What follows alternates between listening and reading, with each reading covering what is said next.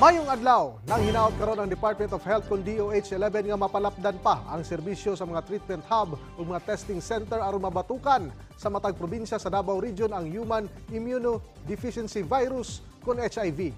Sumala pa ni Dr. Annabel Yumang, ang Regional Director sa DOH-11, nga usa sa paningkamutan sa mga buhatan ang pagtukod og dugang nga mga pasilidad aron mapalambo pa ang mga proyekto batok sa HIV/AIDS.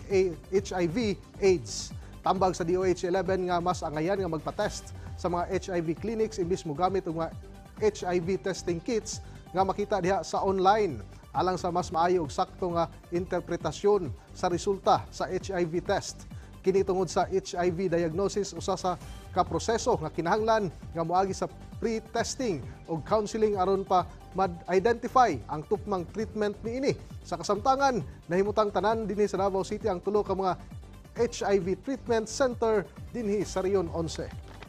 Dapat may mga treatment hubs na tayo at the province level. Meron tayong mga social hygiene clinics na pwede silang magpa-test doon.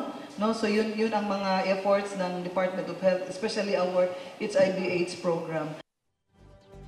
Samtang giablihan na sa Department of Tourism kon DOT Region 11 ang pialitan ug Tagbibinta Falls sa Maragusan, Davao de Oro isip kabahin sa Davao Adventure Challenge Tourism Camping Site. Sumala pa ni Christine Dumpor, ang Provincial Tourism Officer sa Davao de Oro, andam na ang Maragusan sa pagdawat sa mga challengers sukad pa niadtong Hulyo 1 ning tuiga. Gibutyag usab niini nga maapil ang Maragusan sa Chasing Waterfalls category. Diin mamahimong masulayan ang water dripping, rock planking, rock balancing og pialitan og sa pialitan og Tagbibinta Falls. Alang sa mga seguridad sa turista, magbutang usab ang probinsya og safety nets og accessible sites.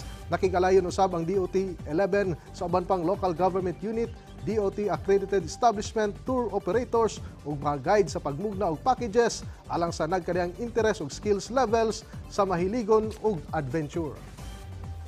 Ug mao kadto mga nag-unang mga balita gikan dinhi sa PTV Davao. Ako si Julius Pakot para sa Pambansang TV sa Bagong Pilipinas.